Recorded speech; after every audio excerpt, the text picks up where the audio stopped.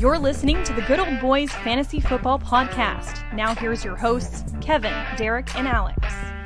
Alrighty, welcome in, ladies and gentlemen, to another episode of the Good Old Boys Fantasy Football Podcast. I am Derek, and I am joined by myself. I'm riding solo tonight. Kevin had a little JOB action happening tonight, so you've got me and me alone here to rock and roll here. So, but we're gonna have some fun with it. We're gonna do everything we can to help folks get ready, set to rock and roll here on week 9 as we start making those marches towards cash and trophies here with a few weeks left of the regular season, and playoffs are looming. So it is time to rock and roll in there. So Jamie over on YouTube saying, "Sup, dude? Not a whole lot. We are doing what we do here on a Friday night. It's time for the Fantasy Football Huddle, the bet set snap underneath these Friday night fantasy football lights." So it's go time, and we're gonna have a lot of fun with this one. Jamie also saying that they'll keep the chat flowing. Appreciate that one. So and again, guys, for everybody out there, this show is all about trying to help folks get the get those question in, get those concerns taken care of, all of that good stuff as we get rolling here into that week 9. So if you have questions, concerns, comments, throw them in the chat. Let's go ahead and get talking about those and get chatting about those. And as we see those questions come in, we'll make sure that start rocking and rolling through that. But interesting slate of games here coming up to this weekend, right? Like this one here, there should be some pretty good matchups, pretty good games here, pretty juicy kind of fantasy matchups here as well. But so this is one of those that some of the things that I'm kind of very interested to see is we just saw Jameis come off of a really good performance there in that first start in Cleveland, going over 300 yards, 3 touchdowns. Like, Cleveland offense looked very revamped. So be very interested to see what that one looks like, right? Los Angeles has been doing pretty good on the defensive side of the ball this year. So I'd be very interested to see how that those matchups stack up and how that comes to play. So very interesting there. Another divisional matchup, or a division matchup out there in Miami with Miami and Buffalo this weekend, right? Like that's another interesting game to keep a eye on and something that definitely looking into there, right? With and this one here isn't the first time we've seen these two teams match up, but Buffalo off to a much better start than Miami, but this is the the second week that Tua's back, and we're all hoping that spells good things here for fantasy here for all of the Miami weapons. Tyreek Hill, like, is this the game that we start seeing him really get back on track and start putting up that first round production that he was drafted with? So that's another very interesting kind of game there, very interesting matchup there. Detroit, Green Bay, like that's another one keeping an eye on there. Those two, divisional matchup here. Detroit, like seemingly, is looking like one of the best teams in football. Green Bay has certainly had been playing well this season, but a lot of questions around the Jordan Love side of things and what that looks like, and so very interested to see how that one kind of looks and works. We saw that last night, very interesting type of game there playing out where the Jets managed to put the ball in the end zone a couple of different times. We had a Garrett Wilson sighting that was very exciting. Devontae Adams, sighting there as well, and also very interesting to see there. So there's some really good matchups out there, and I'm very excited for a couple of these matchups here. But if you've got one that you're kind of looking at and got questions around the matchup or lineup decisions, things like that, let's go ahead and get talking about that one. So, and I do see some questions coming in here. Let's go ahead and start with this one. Terrence over on YouTube: starting Burrow, should I hold on to Purdy? I mean, it's a great question there, Terrence, right? Like, so, if looking at it rest of season, Brock Purdy is still probably a top 10 quarterback rest of season rankings, right? Like, I don't know that you necessarily want to drop him just from the standpoint that you don't necessarily want to give somebody a gift down the road and playoffs there, and not allowing a team that may be struggling a bit at quarterback to be able to pick up a guy that could be a potential top 10 type of rest of the season. That's kind of where I have Purdy at there. So I don't know that I necessarily would be dropping them. If you want to move off of that, sure, fine. Like let's see if you can find a trade partner or something like that to do it. And if not, I may just hold on to it.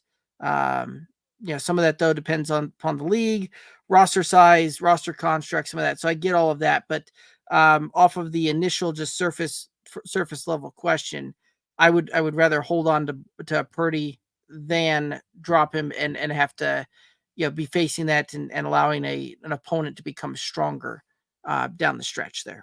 But really good question. Jamie, over on YouTube, tough decision between Knicks versus a weak secondary or Kyler Murray at home versus strong Bears secondary. Yeah, and I can certainly understand this thought, Jamie. It's a really good question, right? But when we dig a little deeper, right, and I do get that Bo Nix playing, the Baltimore secondary and that Baltimore defense certainly hasn't lived up to the billing that they had last year at that point. But this is one that I don't know that we're going to see Denver ultimately be able to score enough points to stay in this game. And you look at where Bo Nix has had a lot of success. It's due to the fact that one, they're kind of scheming things up and doing things around him that allow for him to play, stay on schedule, stay on rhythm, and that certainly helps him out in his progression as he continues to learn and grow at the position there. When he's struggled a bit is when they're in much tighter games and they're really relying on on that to come through, right? On really tight games or games where they're losing, like that Denver offense is not an offense really equipped to make a comeback on that one, right? And let's take a look at this a little further when we look at it between New Orleans and Carolina, right? Bo Nix had looked phenomenal off of those two there. Um, but the Chargers, right? He put up a decent performance there, but he still struggled a bit, right? Like that was a little bit of a learning game there. Las Vegas hasn't necessarily had a ton of success there. That defense hasn't had a ton of success, but he did look pretty good in that game there. But when playing against Tampa or against the Jets, struggled in that one as well, right? Like less than a 50% passing completion. So like I get it, and I get the temptation for potentially trying to start Knicks against a weaker secondary, especially from the standpoint that they'll likely be behind in that game. And the thought would be that they're going to air that out and try and make comebacks, and there might be the potential for a lot more garbage time type of points there. But I don't know that I'm going to buy that one this week, right? Like I've got Kyler still as a top 10 QB this week. Going up even going up against a tough Chicago defense and that tough Chicago secondary. I do think that I do think that if it comes down to it, right, like, and this is where I'm kind of looking at this one too. I'm looking for a guy that can get to 20 points on this one. And I think Kyler Murray has a better shot even against the matchup there than what Bo Nix does against his matchup there, right? Like Bo Nix is probably mid QB2 this week is kind of where I'm seeing him. So I have him closer to like QB 16, 17 than whereas I've got Kyler Murray at about QB 9, QB 10, kind of in that range. And that's how I would look at that one. So, and you and I kind of see that a little differently there, right? Like I see the comment there saying that you have Knicks currently at QB9 and Murray at QB14. Notice everybody else has Knicks over Murray, even though the Ravens allow or nobody else has Knicks over Murray, even though the Ravens allow the third most points. QBs and the Bears allow the second least. Yeah, I mean, I get it, right? Like there is a lot of that, but there's a lot of that too that I don't really trust a rookie quarterback going into a hostile Baltimore environment, and that Baltimore offense is going to put up 30 points. I don't trust the Broncos offense to be able to go out there and put up 30 points to keep that thing close, to allow that to a point where the Broncos offense doesn't have to become more one-dimensional, and allows Bo Nix to really stay on script and stay on schedule at that point. So that's kind of where I'm leaning at that one, and that's kind of where how I'm looking at that one is I just have a feeling that this week, next week are going to be very big learning curves again for Bo Nix and the Broncos there, right? So really good question though. Binkin over on YouTube saying, "Sup everyone, not much. We are doing what we do here on that Friday night with the fantasy football underneath the fantasy football Friday night lights in the fantasy football huddle, doing that old bet set snap." So appreciate the tuning in and the comments from everybody. Let's keep those questions and comments rolling so we can keep that keep rocking and rolling through some of those questions there.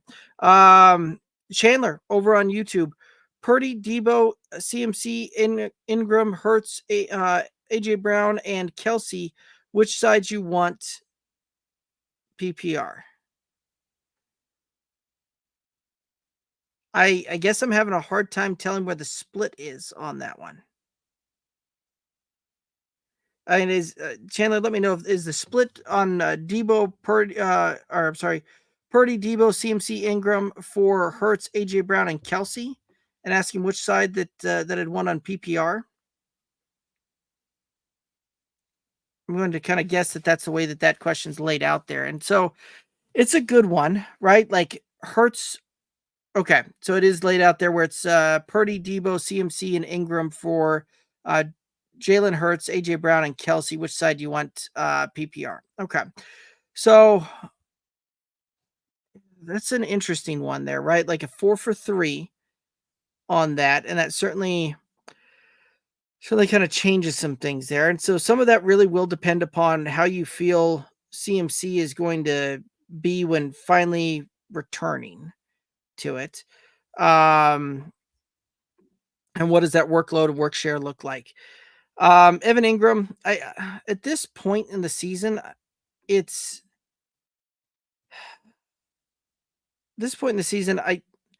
I kind of lean. Let me look at this a little bit deeper here.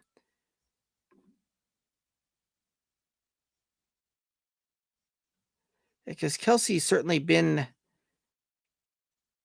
a little bit disappointing. Certainly has seen that pick up since Rashee Rice went down.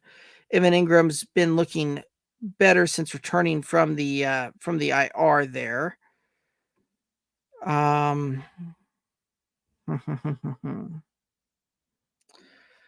think you still got to lean the Kelsey over Ingram side and a straight up tight end for tight end side of things. Jalen Hurts over Brock Purdy straight up on a QB side of things. AJ Brown over Debo and a wide receiver side of things. So CMC really does become the wild card there. And so it really does depend too on how you're predicting CMC is going to return on this one and what that's going to look like. It wouldn't surprise me if we see CMC, be a top 15 back when returning. I think we're going to see a slow roll with them reintroducing him into the offense. I don't think we're going to necessarily see him dominate that 80 to 90% snap share when returning, and as they slowly kind of build him back up into playoff type of shape there, and really prepare that team for a playoff run. So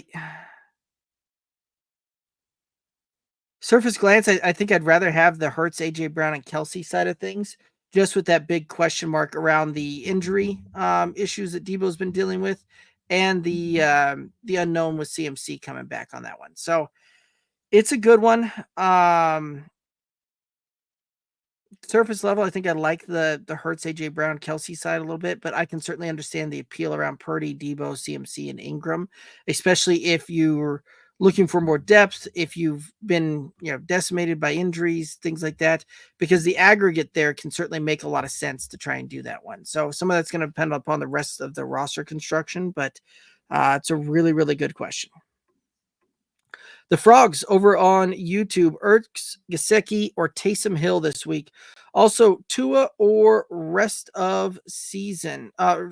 Tua or Flacco rest of season. Okay. Yeah. Let's take a look at this thing. Really good question here. So as far as rest of season goes, Tua, Flacco, it's Tua in this one, right? Like I get the appeal, right? And a lot of people have that Joe Flacco saving the day like he did in Cleveland last year.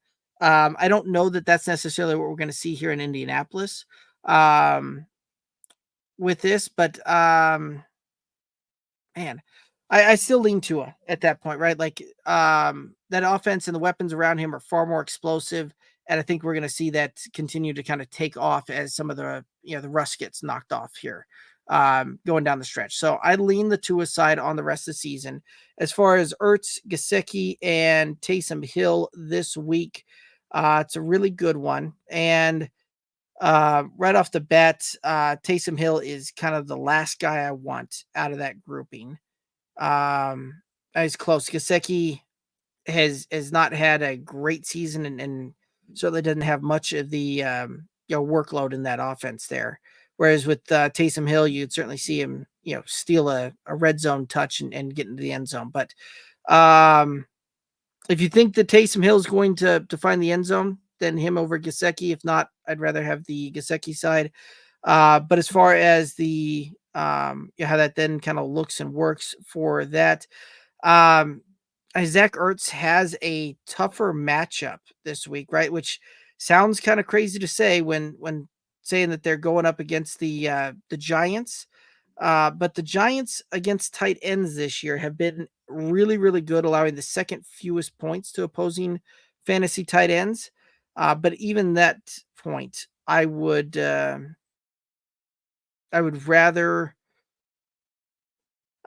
take the Ertz side of it. I feel like you've got the safest floor there, right? Zach Ertz is going to give you a 4 for 40, right? 4 receptions, 40 yards type of thing there pretty consistently. Washington moves the ball is a very high powered type of offense there. And we could see Ertz fall into the end zone there. So I like Ertz as far as the safe floor play. You know what? I'm going to take that back on the Taysom Hill and Gesicki side of things. So the way I would look at that is I see Zach Ertz as the floor play, Taysom Hill as the ceiling play, and Gesicki as the bench play in that one. So that's how I'd kind of look at that one. The Frogs is Ertz is the floor, Hill is the ceiling, and Gesicki is the bench on that one. And so some of that will kind of come down to what you're requiring out of your roster to try and win that matchup. Tyler, over on YouTube, Coleman or Reed? So I'm assuming that's for this week here. And some of that's going to very much depend upon what we're going to see out of Green Bay, right? Like Jordan Love is, certainly on the banged up side of things again. He's kind of had that questionable tag going into this one. He's been practicing, ended up closing both Thursday and Friday, so things are kind of trending that way. The reports are coming out saying that the plan is for Jordan Love to play. All of those things point in a good direction. And so what I would say is it very, very, very much depends upon what that injury report is for Jordan Love. If Jordan Love is good to go, I'm going to go ahead and roll with Jaden Reed. If not, I would probably pivot on over to Coleman at that point. But really, really good question. Tyler saying that Cooper is questionable. Yeah. Yep. And so this just seems to be the season this year that wide receivers just seem to be kind of banged up at this one here. So, I mean, it did, from what I've seen out of the reports there, it does look like Cooper's been, limited participant in practice, throughout the week here. So definitely worth monitoring, at that point. But, I mean, even if Amari Cooper misses time, that doesn't mean that we necessarily see the automatic ascension of Keon Coleman into that role, because we've seen that Amari Cooper recent addition into one, and Coleman, has flashed a couple of times, but hasn't necessarily been that go-to guy, that go-to receiver on that end. And if Cooper's out, I think that probably spells more things for Khalil Shakir than anybody else in that pass catcher role there. The Frogs also saying that T. Higgins is out. Yep, he is. T. Higgins certainly certainly has been kind of a tough road here for fantasy here. I haven't seen that he's been fully marked out at this point. Last thing that I saw was that he was listed as doubtful and has missed several practices throughout the week. Missed practice today, so it's not trending in the right way. But even if T. Higgins is out again, I don't know that that's an automatic ascension for Gesicki. I think I'd still leave that about the same, where Ertz is the floor play, Taysom Hill's the ceiling play, and Gesicki is my bench play out of those three. So really, really good question there. So, and again, guys, if you have any other questions, comments, concerns, let's go ahead and throw those in the chat. Let's go ahead and take a look at some of those things and see what we can see there. So, again, with some of these matchups here, it is very very interesting, right? Like we've got some better matchups, some matchups that are definitely very interesting, and I kind of want to see these and watch these things play out there. And then you've got some of these other ones that it's oh my, we actually have these matchups going on here, and it's going to be a little bit of a bottom feeder type of deal here, right? With you got the Saints and the Panthers squaring off this year or this week, and so that's a very tough game to want to get behind and really try and watch there.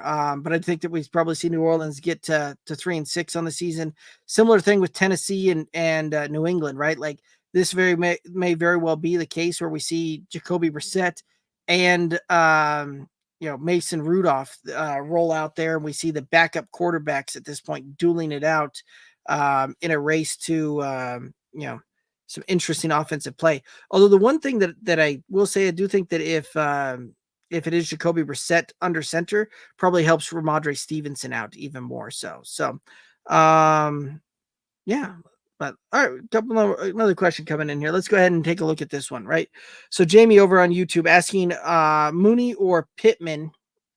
Mooney's currently wide receiver 13 in the start and Jamie's start of the week. Dallas allows the 7th most fantasy points to outside wide receivers. Have Mooney ranked as wide receiver 21 and Pittman at 25. Okay. I mean, it certainly is a really, really interesting kind of thought there, right? And yeah, I don't know that Darnell Mooney at the wide receiver 21 kind of overall is that kind of shocking there. He's been performing really, really good. And most of the other rankings that I've seen have him kind of right around that, wide receiver 20 and kind of a half point PPR scoring. Pittman, you certainly have Pittman a little bit higher than a lot of other folks that I've seen out there, right? Kind of the consensus out there is closer to wide receiver 31. But the change at quarterback with Flacco probably helps that out a little bit. But even so, right? Like, we have not seen Michael Pittman really stand out like we have in years past. And a lot of that is because Michael Pittman, for him to stand out in years past, really had to be a target monster and a volume play at that one. I don't know that we're going to see a lot of that come to play here. I think, when Joe Flacco's been in, it's meant really, really good things for Josh Downs. And it wouldn't surprise me to see Josh Downs outscore Michael Pittman this week in fantasy production. Two guys on the same team is why I'm kind of looking at that thing going that route. But yeah, that's kind of where I'm thinking that would come to play for me. Is I do think that we'll see Josh Downs potentially outscore Michael Pittman Jr. this week in fantasy. And so at that point, I'd much rather have the I think I'd much rather have that target that that Atlanta Dallas game, then oh, so you and I are right there with each other, Jamie, with you saying that you have Downs at wide receiver 14. I mean, I kind of have him closer to about like like him and Darnell Mooney. I see about this close to each other, right? Like within probably about a half a point of each other. So I have Downs a little bit closer to 20 than 14, but I'm right there with you as far as seeing that him over Pittman. But between that, I'd still lean the Mooney side of things over Pittman, just from the standpoint that, like you said, there, like the Dallas has is pretty gracious to allowing points to opposing fantasy wide receivers. Minnesota's defense has been pretty stout here throughout the entirety of the season here. And it wouldn't surprise me to see this Dallas and Atlanta game end up in potentially a little bit of a shootout type of situation. So give me the team that and the matchup that I think is going to end up putting up a lot more points when it's all said and done. Right, when we look at Indianapolis and Minnesota, I mean, Vegas has both of those games pretty close, but they do have it where that Dallas and Atlanta game is a higher scoring affair as what's being projected there. So really, really good question, and I do appreciate those coming in there. Again, guys, any other questions, any other concerns? Let's go ahead and chat about those. Let's go ahead and hit up your questions and get those things rocking and rolling. Yeah, so I keep kind of coming back to some of these matchups and how some of these things kind of look and work and what some of these things look like here. But let's go ahead and get into oh, I do see a couple of questions coming in here. Let's go ahead and hit these up. Terry over on YouTube, full point PPR, pick one, Mooney or JSN. Ooh, that is the good one, Terry. Let me pull up my rankings again here and take a look. So with Mooney or JSN,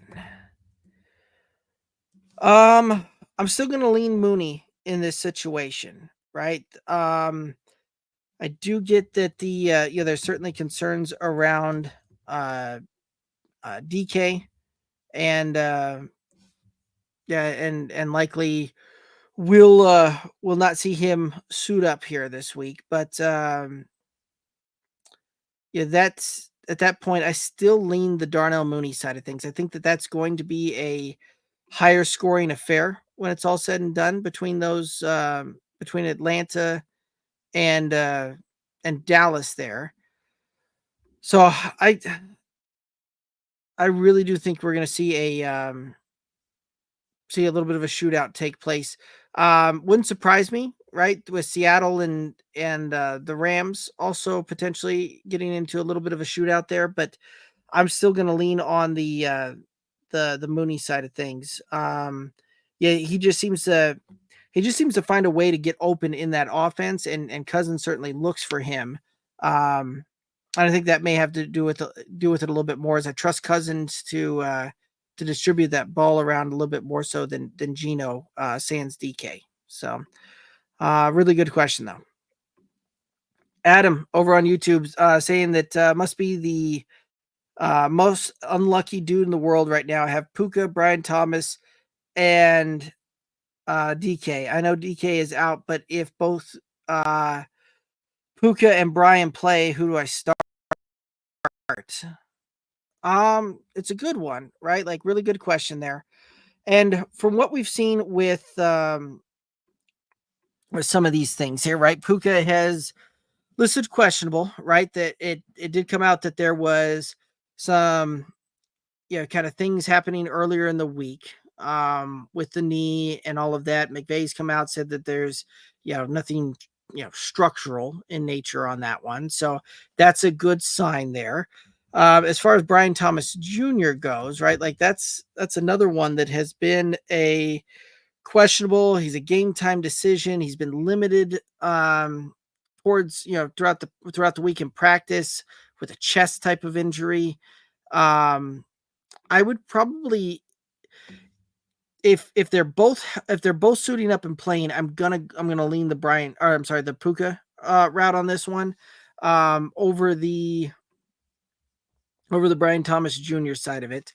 But I would very, very much keep an eye on that, on those, um, injury reports as they start coming out. And it'll be, at least in this case, it'll be nice from the standpoint that both of those guys play in the late window to it, right? The Jacksonville Philly game kicks off at 4:05 Eastern. The Rams and Seattle kick off at 2:25 Eastern. So when they kick off like that, right, those injury reports come out 90 minutes prior to the start of the game, and you'll have a much better idea as far as who's playing, who's not playing, and as well as keeping track on what practice reports look like tomorrow on that one. So if they're both listed as healthy and going, I'm going Puka over Brian Thomas, though, is how I would lean on that. If one of them's healthy, one of them's not playing, yeah, that kind of sorts itself out there. All right, a really good question. The Frogs over on YouTube, D-Hop, McConkey, or Pittman this week? Okay, yeah, that's a good one, right? Like, let's take a look here and see kind of what I'm thinking here on Hopkins and McConkey and Pittman.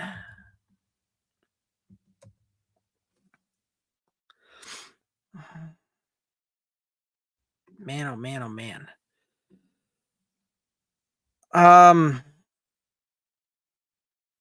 And the good news is that McConkey is, started logging full practices again. So that certainly is trending in the right direction there. Pittman missed practice on Wednesday, and he's just kind of dealing with that back issue. D-Hop, I want to see. I'm willing to be wrong on a week for D-Hop and his integration into this Kansas City offense, and I want to see it before I start trusting it with my fantasy lineup there, right? Like, yeah, I get that he's newer to the thing, but an 8% target share, I want to see it before I start trusting the start seeing that one there, right? So yeah, at this point, I'm taking a wait and see approach with DeAndre Hopkins, and if he goes off on my bench, I'm okay with that one, right? Like, I want to see that integration into the offense, and I want to see what that looks like before I truly start trusting a week to that one. So for me, it comes down to McConkey or Pittman. I probably lean McConkey on that one. It's close for me, but I lean McConkey, and it's about that far apart. Like, it's really close for me. But I would lean McConkey in that case. Jamie saying Tillman or Shakir. You had to hit me with that one. Okay. So I am, like, full disclosure, I tried to pick up Tillman in absolutely every league that I possibly pick him up in, all the way across the board, right? Shakir, I think will have a decent game on this one, but I don't know, call it a hunch, call it a feeling, call it whatever you want, but I am much higher on Cedric Tillman than most in the fantasy community this week. And I do think that we're going to see Cedric Tillman deliver yet another top 24 type of performance on this one. And I've got him kind of right around wide receiver 20. Khalil Shakir, I've got him closer to wide receiver 30 on this one.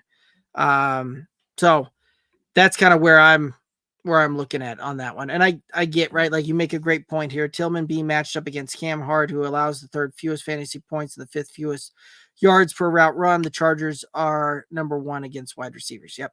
Like, I get it. And this might be a little bit one of those, Jamie, that I got a little bit of fanboy hat on here, type of thing, but I am much higher on Tillman than most out there. And I also trust the fact that we're going to see Jameis just do Jameis type of things and force feed it in there if we have to. Josh Allen does. I'm not seeing him, do that similar type of thing there. So, yeah, I'm still going to take Tillman. And I know that's probably the unpopular opinion out there between the two amongst the fantasy community, but that's all right. I do think that we're going to see Cedric Tillman have a really, really decent week here, right? Like, I don't know that we're going to see a finish like we saw this last week out of him, that top performance type of thing, that top 10 performance, but I do think that we can see him finish right around wide receiver 20. I think Shakir is probably closer to wide receiver 30. I'm not quite sure how to pronounce that, but my apologies on the butcher. Silky, I think, is how that's is pronounced. Should I do this trade? Get Jacoby Myers and Josh Downs for Javonte, Dobbs, and Pittman Jr. No, I don't. I'm not a fan of that one. I don't necessarily like giving up a 3-for-2, like a 3-for-2 type of trade where I'm getting 2 wide receivers and I'm giving up a running back in that one. And I get that that Javonte Williams hasn't been juggernaut Javonte like we've seen in years past. However, Javonte Williams has certainly been kind of creeping up the way there recently. And with that being the case, right? Like, this is one of those that we're starting to see him become more involved in the offense, starting to see, better production out of him. And at this point, he's a usable flex position for you and good running back depth in in that type of roster construction, right? Jacoby Myers has been very banged up all season long, and which is disappointing. I was very high on Jacoby Myers coming into this season. Looks like we might finally see Jacoby Myers back on the field after this week, but starting to log some practices there. Josh Downs, incredibly high on. I think that he's going to do some really good things here, but I don't see that when I start looking at the aggregate on this one, I think the aggregate is greater for Javonte, Dobbs, and Pittman than I see with Jacoby Myers and Josh Downs. Right, Josh Downs, rest of the season, I think you're probably closer to, I think Josh Downs and Michael Pittman Jr. you're ultimately kind of going 6 of one, half dozen of another as far as fantasy production goes there. Jacoby Myers and Dobbs, you're probably getting a little bit of an upgrade there from Jacoby Myers to Dobbs, but it's not enough of an upgrade that I'm also giving up Javonte Williams. That is a serviceable depth piece and can be used at a flex or an RB2 if I need it. So I wouldn't do that trade if it's me, but really good question. Terry, cut to Rachaad White, Hawkinson, Jordan Mason, D-Hop, Chase Brown, or go without a kicker or defense, full point PPR. The team is Bijan, JT, St. Brown, Cup, Pitts, James Cook.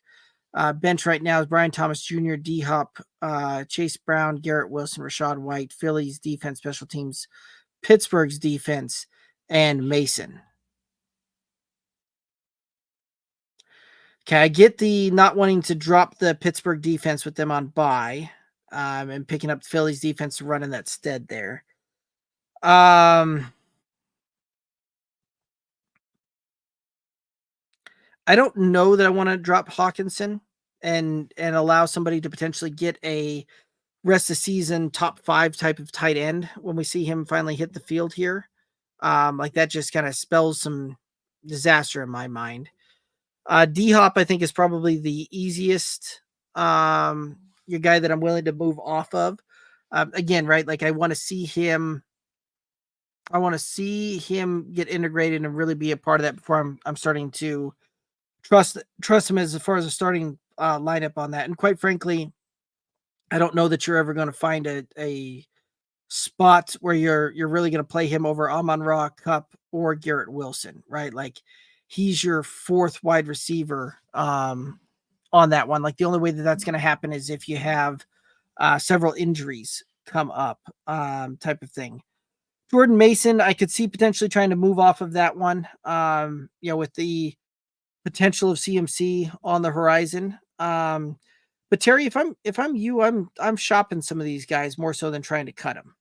Right? See if you can do a 3-for-1 type of deal, right? To get your roster kind of back in line there, right? Like see what you can get by shopping D-Hop, Jordan Mason, and maybe like a Rashad White, and see if you can upgrade into your different running back there, right? Like see if you can get yourself into a let's see here. I mean, I don't know that you're necessarily going to play any of these guys over Bijan, JT, or James Cook, but it is good depth to have there. A guy like maybe a Monty or a James Conner, Brian Robinson, something like that, or trying to go and potentially even upgrade even more so at the wide receiver position. See if that see if you can go out and get a guy like a Terry McLaurin or something like that should something happen, you've got a very serviceable good piece that you can plug and play there. But really, really good question. If I'm forced to drop two,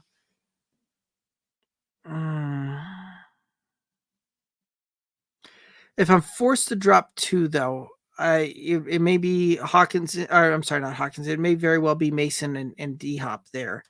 If you can rock and roll a win without a kicker or a defense, I mean, that may not be a bad option there either. And then once you get through this bye week, you've got Pittsburgh basically rest of your season on that one, or play the streaming on that one. Jamie saying that he just can't trust the Tillman pick as a Browns fan. I get it. It's amazing that they had him on the playing depth on that roster for as long as they did when he's certainly making the most of that opportunity there. Silky over on YouTube, start sit Murray, Kirk, Ingram, Pitts, Madison, Javonte. Also, which two should I start for my wide receivers? Okay, let's see here. So start sit between. All right, let's kind of break these down here as we come across these. All right, so between Kyler Murray and Kirk Cousins, I'm leaning on Kirk Cousins this week. In that scenario, Cousins has the very juicy matchup, and I think that this one very well could get into a shootout type of thing here. Murray, I think, still going to be a top 10-ish quarterback here when it's all said and done this week, but I would lean on the Kirk Cousins at that point. As far as the tight ends go, let's see, between Kyle Pitts and Evan Ingram, again, right? Like Pitts has that pretty juicy matchup there, which immediately kind of stands out and looks at that, at least as far as what you think Dallas having done against, or giving up points on that. But when looking at the tight end position, it is a much tougher kind of road to hoe on that one, because the simple fact that Dallas gives up the 21st most points. So, the 11th fewest points to opposing tight ends in a half-point PPR scoring, whereas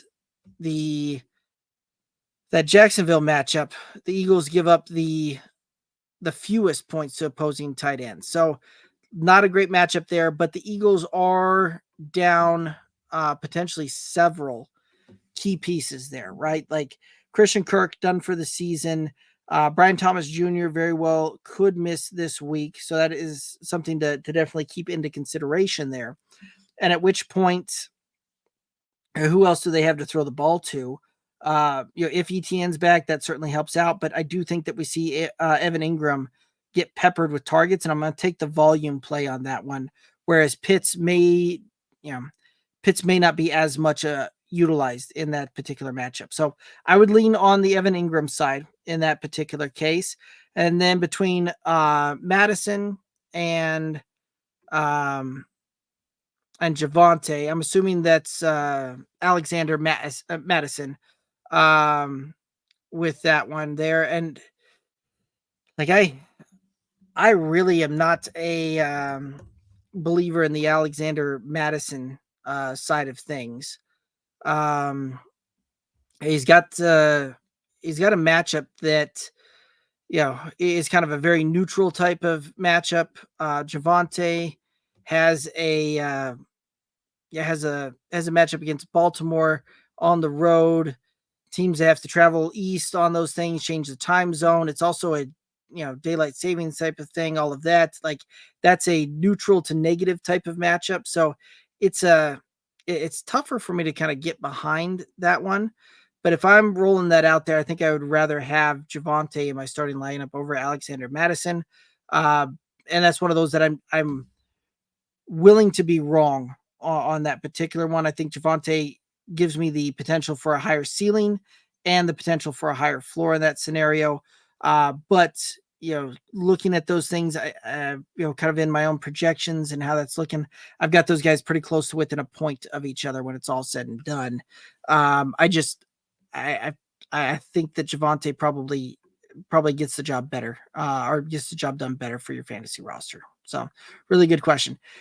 Jamie asking Josh Allen or Jaden Daniels in a single QB league. At this point, I still got to lean on the Josh Allen side of things, right? Like I say that having Jaden Daniels in several of my leagues this year and leaning on him heavily in our good old boys home league, which is our league we kind of put everything. That's the league we measure everything off of there, right? And so those two have been incredibly close down the stretch here. I do like the fact that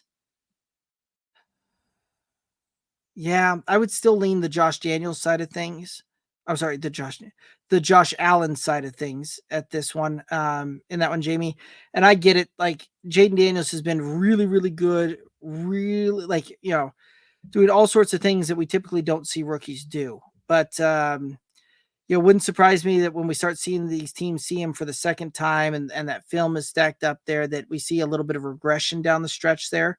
And Josh Allen, we've seen the regression through the early part of the season already, right? Like I think we see him potentially come on very strong and finish the year off strong here. So incredibly close, but I have Allen over Jaden Daniels by about that much. Silky start sit. Okay, looks like similar question, but added on the which twos to start for wide receivers: Pittman, Ridley, Dobbs. Also, in case Higgins plays this Sunday, who should I bench for him? At this point, I don't know that I'm necessarily gonna be looking to bench any of those guys for Higgins, even if he goes. I want to see Higgins on the field and really go out there like this. There's a good chance that, with Higgins having missed last week, missed some time this week, been limited to, all of these types of things, right? Like there's a good chance that even if he is active, could take a shot and one play and call it a day, right? Like that is very much a possibility there. So I don't know that I'm necessarily leaning on that route. So that kind of leaves us with Dobbs, Pittman, and Ridley. And between the three, I think I'm probably going to lean on Calvin Ridley on this one as my number one option. We certainly saw him, do some Calvin Ridley of old type of things there this past week. New England, not a bad matchup for that one there. And I do think that we could see Calvin Ridley perform as a, kind of a back end wide receiver 2 for this week when it's all said and done. So I like that one there. Between Dobbs and Pittman, if even if Jordan Love plays, that Detroit team just finds a way to get things done. Whereas Pittman up against Minnesota, also a tougher defensive matchup there. I think I would probably lean on the Pittman side of that over Romeo Dobbs, but they're incredibly close, in my opinion, this week. I've probably got them within about a half point of each other in my own projections. So that's kind of where I've got that one there. Is I would roll it out Ridley, Pittman, Dobbs in about that order. All righty, Chris over on YouTube, Sutton or Tillman at flex, like Sutton's matchup. Don't like his QB situation. Tillman's matchup isn't near as juicy, but Jamo's going to live and die by slinging the rock. You are absolutely right that Jameis Winston is that gunslinger type of QB that we like seeing there. Also saying that it's a half point PPR. Okay. So between the two, right? Like this is one of those that, Sutton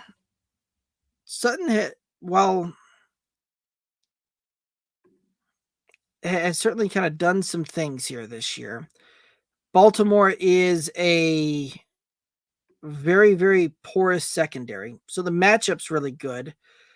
I'm with you, though, that I don't necessarily like the QB situation this week on that one, right? Like the Broncos get down. I don't see them as a team that's built to be able to come from behind and keep games close.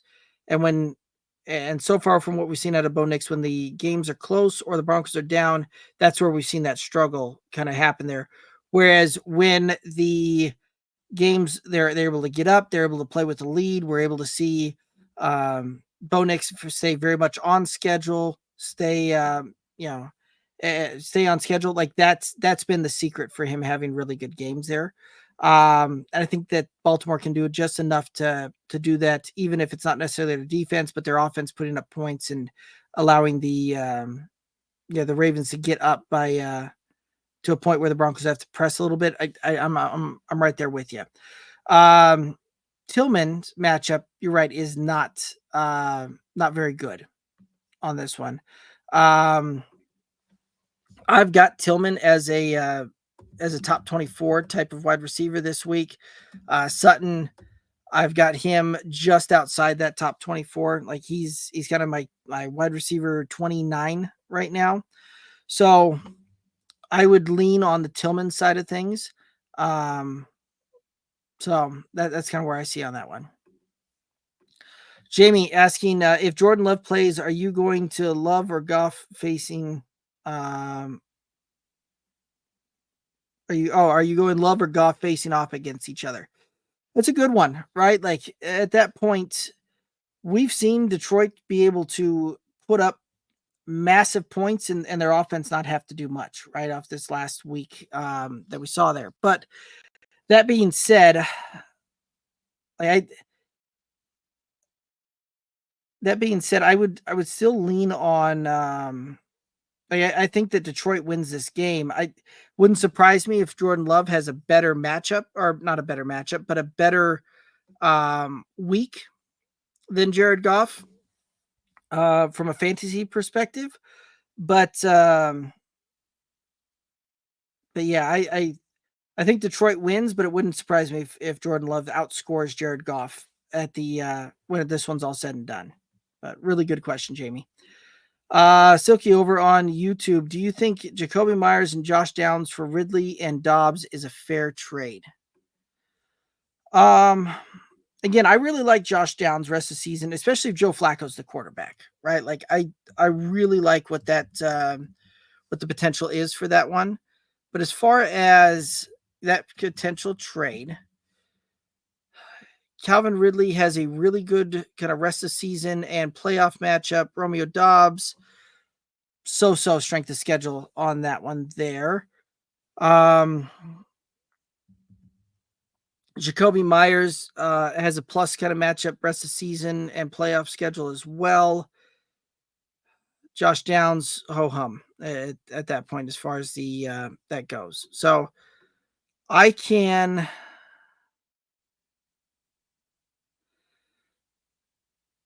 I mean, if I'm doing the trade straight up and between that, I would rather have the Jacoby Myers and Josh Downs side of that trade.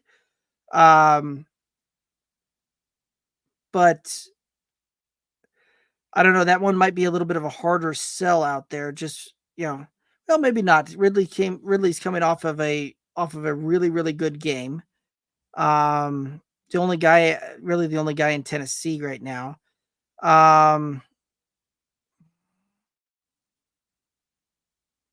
Yeah, between those sides, I would lean on the Jacoby Myers, Josh Downs side for Calvin Ridley and Dobbs.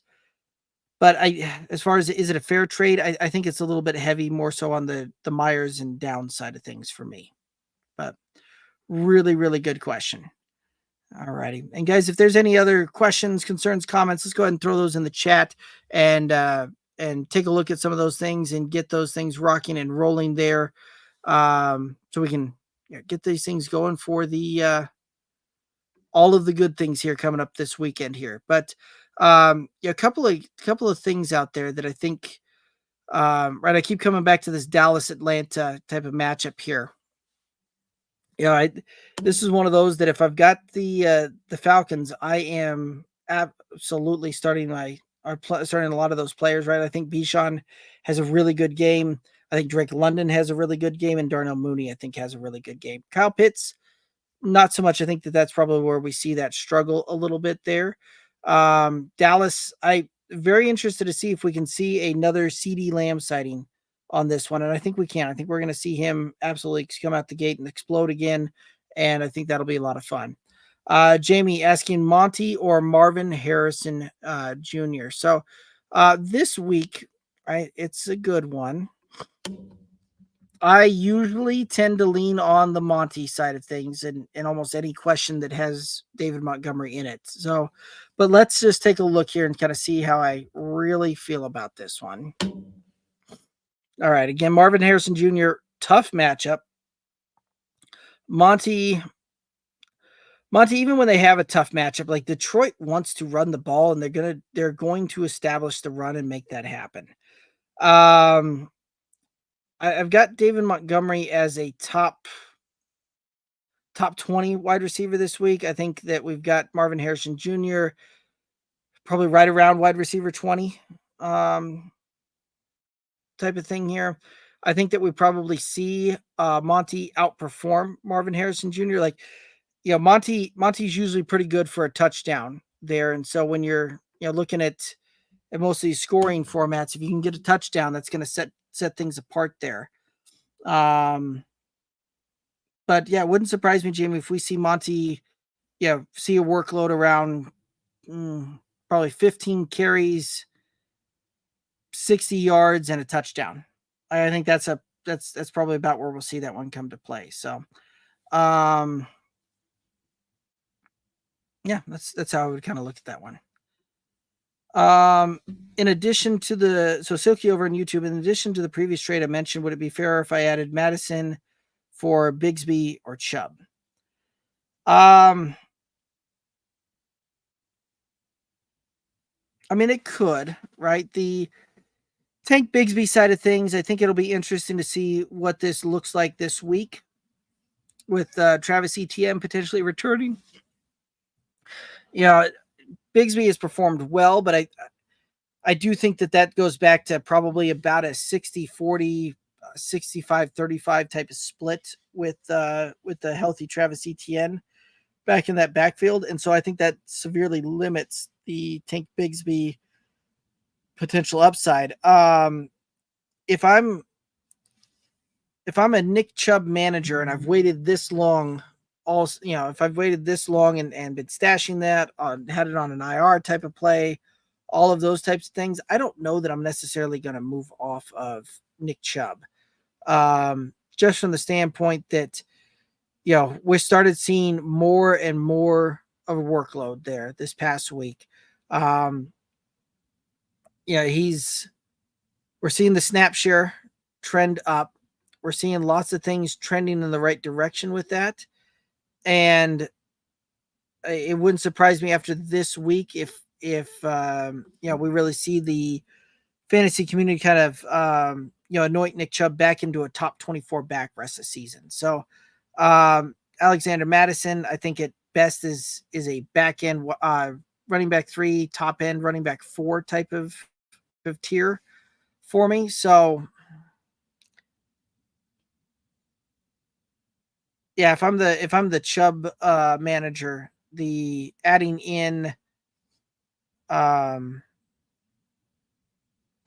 Alexander Madison for Chubb probably steers me further away than not.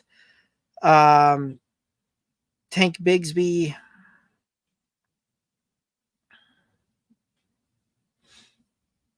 I like Tank Bigsby without ETN, but with ETN, I don't know that I like him that much. I mean, that could potentially try and sway that, but you also could just be trading for a guy that becomes fantasy, returns to somewhat fantasy irrelevancy here in 2 to 3 weeks, right in time for that last playoff push and the first, getting into the playoffs there. So it's a good one. And I don't know that necessarily adding that evens that out enough at that point. I guess at that point there too, right? Like looking at the wide receiver, or looking at your wide receivers that you've got with Pittman, Ridley, Downs, or Dobbs, and Higgins. Like,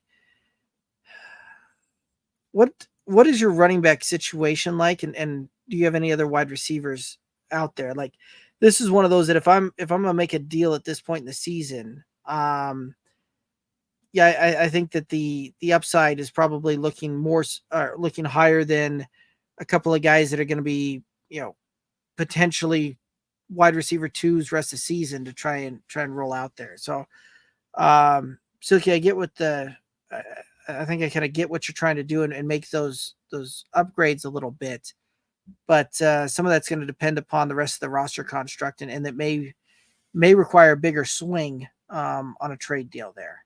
So, but to answer the question in more simple terms of does adding that in, it doesn't move the needle for me. Jamie's saying that plus Monty's also good for a couple of pass catches. Yeah, absolutely. Jamie over on YouTube saying that Zay Flowers in a tough matchup versus Tan and the 4th best defense against wide receivers, or the upside boom bust of Xavier Worthy. Yeah, it's a tough one, right? The Broncos have certainly played incredibly well on the defensive side of the ball, and Patrick Surtain has been really good. Now, the difference is that Surtain doesn't necessarily just sit there and shadow a guy and roam all around the field to kind of pull that off and try and see what that one looks like. Where you see that come to play is that he stays on typically one side of the field, and that's just kind of where they do that. So with that being the case, I think that they can scheme open Zay Flowers enough to still have some relevancy. And I think I would rather trust it on Zay Flowers than having to trust my week on Xavier Worthy. But Jamie, like you said it, right? Like Zay Flowers is probably have the safer floor even in this tougher matchup, and that floor isn't incredibly high in a lot of cases. Yep. And Jamie, you just kind of narrowed my point down there as well, is that Flowers plays 30% out of his snaps in the slot, where Surtain plays 0 snaps. Yep. Absolutely. And that typically is where we see Flowers eat, is when he's running those slot type of deals there. And the fact that they're adding Deontay Johnson onto the roster there as well. At that point, that's likely where you'll see that come to play, though, is more so you'll see a lot more Surtain versus Deontay Johnson matchup than you will Zay Flowers versus Pat Surtain. So at that point, though, I'm leaning on Zay Flowers. I'd rather go that route and trust that on my week than trying to lean on the boom bust of Xavier Worthy, right? Like I'm willing to let a guy that's just as likely to score 20 points as 0 points do that on my bench. So, really good question. All right, Silky over on YouTube. The running backs are Connor, Tyrone Tracy, CMC, Madison, and Javonte. The wide receivers are Diggs, Higgins, Pittman, Dobbs, and Ridley. Okay. Yeah, I can see why you're trying to make some of these moves here, right? With Diggs going down, that certainly it doesn't help the matter at all. Tyrone Tracy, pretty banged up here, and is in a timeshare with Singletary. So I that's a tough spot to kind of be in there as well. Javonte is at least putting up some things there. So I don't know that I necessarily want to move off of Javonte and Connor until CMC is back and able to really contribute at that point. But these wide receivers down here certainly can cause some heartburn there with that.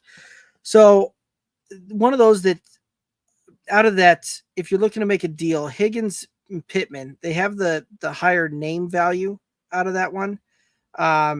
So I may go shopping to see what I could try and find if I package together Alexander Madison and like a T Higgins or an Alexander Madison and Pittman. And I want to keep either Higgins or Pittman at that point so that I can have a solid wide receiver too on my roster, and then see what we can do on trying to upgrade into potentially some wide receiver one upside there, right? Like if you've got a manager that has Chris Olave, for instance, right? Like they may be very frustrated with that performance, and I'd be shopping that one to see if I could potentially try and make an upgrade there. Jaden Reed, after this week, that manager may be looking to move that one a little bit. I wouldn't mind trying to make a move there. I would take a look at whatever manager has Darnell Mooney at that point as well. Yeah, I mean, the Darnell Mooney, Josh Downs is probably kind of puts you in about the same boat. Never mind with that one. But the problem that I see if trying to do some of these deals that you've presented, Silky, is that ultimately if you get Josh Downs and Jacoby Myers, right? Like you've now got, in essence, 3 wide receiver 2 type of deals there, right? And it's going to be tough to make a playoff push and a championship run type of thing there if that's kind of what you're cycling through on the wide receivers. There's got to be a little bit more oomph, a little bit more upside potential on that one. And so that's where I'd be looking at guys like an Olave, that the manager may be a little bit on the frustrated side of things. And with Rashid Shaheed having gone down, the upside is much more there. A lot of people are still sleeping on Terry McLaurin, and Terry McLaurin very well could be a really good kind of sneaky play to try and see if you could package a deal with like Higgins and Madison for, or Pittman and Madison for, and see what you could do there. If I can move it, I'd rather move Higgins and Madison. I would try because while Pittman's been banged up and dealing with his back injury, at least he's been playing. Higgins, that's been a whole other story this year. So yeah, I'd be looking to try and make some moves like that, right? I'd be looking at the Terry McLaurin manager and see if there's some options there. I would be looking at potentially Jaden Reed, right? If Jordan Love's going to come back there, he'll come back, and if he's healthy, right? Like we've seen some big things there, but Jaden Reed is going to be a very streaky kind of player for you. And at that point, that's where Pittman, as your wide receiver 2, could certainly help that out from a standpoint that you've got a little bit more floor kind of play there and a little bit more consistency at that one there, right? Olave is going to be a little bit more on the streaky side of things there, but like there's some guys that you could go out and potentially buy low on a little bit and see what you could do there. But I'd be looking for other avenues than just trying to rely on getting Josh Downs and Jacoby Myers, right? Like you're looking at a couple of guys that when it's all said and done, might be back end wide receiver 2, but more likely when the season's all said and done, top end wide receiver 3 type of deals there. And then you've got like there's moves that need to happen there. And then commenting back there, Silky saying yes, makes sense. 2 and 5 in this move, and I realized I gotta make some big moves if I want to make the playoffs. I'm basically running a hospital here. Yeah, I've had several of my rosters that seems like we're just the infirmary ward. So certainly been a rough go of it in some of these rosters. So I can understand that. But yeah, if you're gonna at 2 and 5, you've got to make some moves and you've got to make a run here at it. And Jacoby Myers and Josh Downs, I don't think are the answer to get that done there. So there's some moves to be made, but I don't know that the moves you're looking to make are going to salvage a season at that point. So that's just kind of how I see that. But really, really good question. Shades over on YouTube, Tua or Caleb Williams. And I'm assuming that's for this week. Week 9 QB, who to start, who to sit there. Between the two on Tua, Caleb Williams, I'm going to lean the Caleb Williams sides of things. Yeah, we saw Caleb Williams certainly kind of struggle through the beginning part of that game and certainly kind of pick it up there towards the end. Prior to that and prior to the bye week, we'd seen a couple of really good finishes there. Arizona is a pretty favorable matchup at this point, right? The Cardinals allow the 9th most points to opposing fantasy quarterbacks. So I like that side of it. Tua playing Buffalo, that divisional matchup there. That can certainly get a little bit on the tighter side of things. The Bills are giving up the 7th fewest points to opposing fantasy quarterbacks there. So yeah, I want to see Tua show up and show out here. See what it looks like at least one more week before I'm trying to trust my fantasy roster on that one.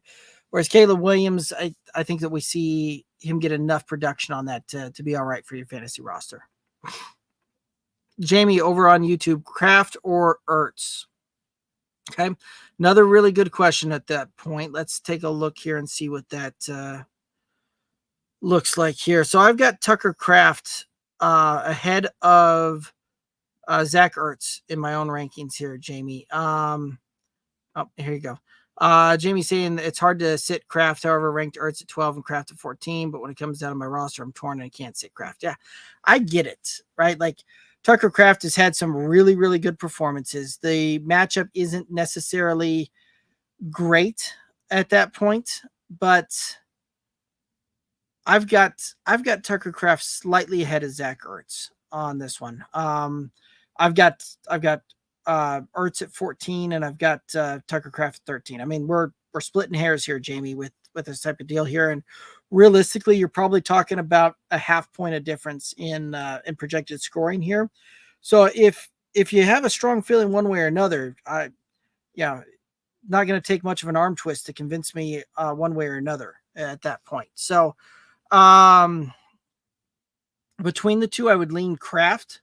But I get the appeal on Ertz, and I think Tucker Kraft probably has the higher ceiling, whereas Zach Ertz, I think, has the much safer floor at that point. So really, really good question. Alrighty. And then Jamie asking, did everybody hit the like button? Thanks for the reminder, Jamie.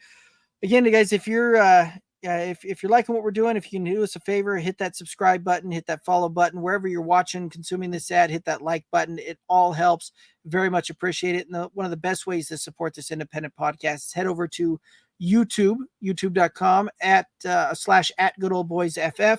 Hit that like button, hit that subscribe button on the channel there. So very much appreciate that. Silky saying, thanks for the help, man. Good night. Most welcome. And I do appreciate everybody tuning in, chiming in, and all the questions and comments here. And if anybody has any final questions, comments, concerns, let's go ahead and throw those out here because I'm about to start wrapping it up tonight. So if there's any final questions, go ahead and get those in, and I'll hit that up before we call it a night. So, but yeah, alrighty. Well, I'm not seeing any additional comments or questions coming in here, so I think that's going to do it for us tonight, or do it for myself tonight. The boys will be back on Tuesday. Jamie, I wrap it up. That's what she said, huh? I like it. All right.